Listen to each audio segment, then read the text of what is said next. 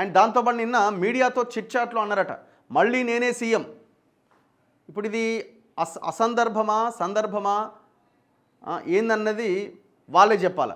మళ్ళీ నేనే సీఎం, ఎలాంటి సందేహాలు అవసరం లేదు.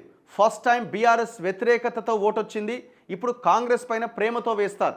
స్టేచర్ కాదు స్టేట్ ఫ్యూచర్ ముఖ్యం. చిట్ చాట్లో ముఖ్యమంత్రి రేవంత్ రెడ్డి. ఇప్పుడు మళ్ళీ నేనే సీఎం అనగానే కాంగ్రెస్లో ఉన్న సీనియర్లకు రాత్రి నిద్ర పట్టిందో లేదు. ఒకవేళ వాళ్ళు ఇంకొక స్టేట్మెంట్ ఇచ్చినా ఈయనకు నిద్ర పట్టదు, ఈయన ఇచ్చిన స్టేట్మెంట్కి వాళ్ళకు నిద్ర పట్టదు.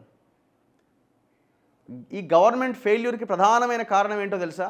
కోఆర్డినేషన్ లేకపోవడం. ఒక మంత్రిని తిడుతుంటే ఇంకొక మంత్రి సంకలు గుద్దుకుంటాడు, అబ్బా బాగా తిట్టిన తిట్టని. ఈయనను తిడితే ఆయన సంకలు గుద్దుకుంటాడు. అందరూ కలిసి పనిచేయాలి అన్న ఒక కోఆర్డినేషన్ ఈ ప్రభుత్వంలో ఫెయిల్ అయిపోయింది. కారణం ఏంటి? అందరూ ముఖ్యమంత్రి అభ్యర్థులేనే, ఆయనకి ఎట్లొచ్చే నాకు రావాల్సింది ఆయన ఎత్తుకపోయినని ఈయన లొల్లి. మినిస్టర్స్లో నాకు కాదని ఈయనకి ఇంకొక మంచి పోర్ట్ఫోలియో ఇచ్చినని ఇంకొక ఆయన లొల్లి.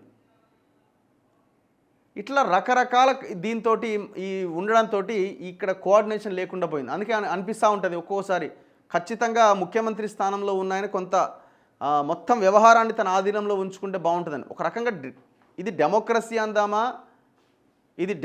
అందామా లేదు అది ఎక్కువైపోయి ఆ డెమోక్రసీ ఆ ప్రజాస్వామ్యం ఎక్కువ అవ్వడం అంటామా, లేకపోతే లీనియన్స్ ఇవ్వడం అంటామా? ఇది ఎక్కువైపోయి ఆ కోఆర్డినేషన్ మిస్ అయిపోయి పరిపాలన గాడి తప్పుతున్నది. ఇప్పుడు మళ్ళీ ముఖ్యమంత్రి చేసిన వ్యాఖ్యలు చాలామందికి ఇబ్బందిగా ఉంటాయి. ఇవి మళ్ళీ నేనే సీఎం అంటే ఈసారి వచ్చడం మా ఎక్కువ అంటే మళ్ళీ నెక్స్ట్ టైం గెలిస్తే మళ్ళీ నువ్వేటవుతావు? ఇప్పుడు జానారెడ్డి లాంటి వాళ్ళకి, వెంకటరెడ్డి లాంటి వాళ్ళకి, ఇంకా చాలామంది ఉన్నారు కదా, అట్లాంటి వాళ్ళకి ఇబ్బందిగా ఉంటుంది. ఇది రెండోసారి కూడా తానే ముఖ్యమంత్రిని అవుతానని సీఎం రేవంత్ రెడ్డి క్లారిటీ ఇచ్చారు. ఇందులో ఎలాంటి సందేహం అవసరం లేదు. ఫస్ట్ టైం బీఆర్ఎస్పై వ్యతిరేకతతో కాంగ్రెస్ కోటేశారు. సెకండ్ టర్మ్లో తమపైన ప్రేమతో ఓట్లు వేస్తారు. ఇప్పటి వరకు తాను చెప్పిందంతా నిజమైంది, భవిష్యత్తులో కూడా అదే జరుగుతుందని ఆయన ఆశాభావం వ్యక్తం చేశారు. శనివారం ఆయన అసెంబ్లీలో మీడియాతో చిట్ చాట్ చేశారు. తాము పని చేసుకుంటూ ముందుకు సాగుతాం, ఎవరి విమర్శలకు భయపడేది లేదన్నారు. సంక్షేమ పథకాల లబ్ధిదారులే తమ ఓటర్లంటూ వివరించారు. ఇచ్చిన ప్రతి హామీని ప్రభుత్వం నిలబెట్టుకుంటుందన్నారు.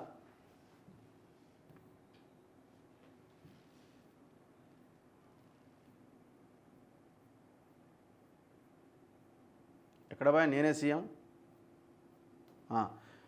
ప్రజల ఫ్యూచర్ మాత్రమే అని వివరించారు. ఇప్పటి వరకు రాష్ట్రంలో 25 లక్షలకు పైగా కుటుంబాలకు రుణమాఫీ జరిగింది. అంటే ఒక కుటుంబంలో 4 ఉన్న రుణమాఫీ లబ్ధిదారుల సంఖ్య కోటి కింద పరిగణించాల్సి ఉంటుంది. ఇక త్వరలో 1 కోటి మంది మహిళలకు తప్పనిసరిగా లబ్ధి చేకూరుస్తాం. రైతులు, యువత, మహిళలంతా తమకే ఓటేస్తారు అని క్లారిటీ ఇచ్చారు. పేదలకు పరిపుష్టిగా, ఆర్థిక సంక్షేమంగా బలోపేతం చేసే వరకు తాను నిర్విరామంగా కృషి చేస్తాను. ఇక జనాభా లెక్కల గురించి జిల్లా కలెక్టర్లను కేంద్ర బడ్జెట్ అంచనాలు అడిగిందని 2026లో పూర్తి చేసి 2027లో జనాభా లెక్కలు నోటిఫై చేస్తారని అంచనా ఉన్నది. దీనికి అనుగుణంగా కేంద్రం డిలిమిటేషన్కు సమాయత్తమవుతోంది. సో దాన్ని మేము వ్యతిరేకిస్తున్నామని చెప్తా ఉన్నారు.